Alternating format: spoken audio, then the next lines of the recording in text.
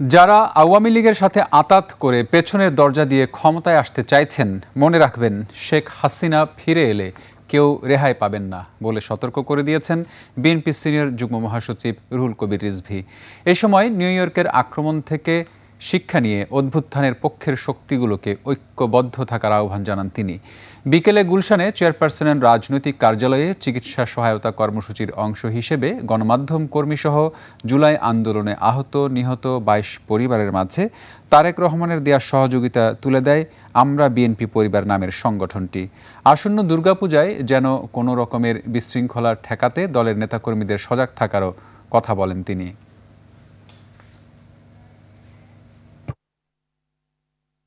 যারা আজকে বিভিন্ন বয়ান তৈরি করে বিএনপির বিরুদ্ধে অপপ্রচার করছেন, কেউ আপনারা শেখ হাসিনার ক্রোধ থেকে রেহাই পাবে না যদি শেখ হাসিনার প্রত্যাবর্তন ঘটে।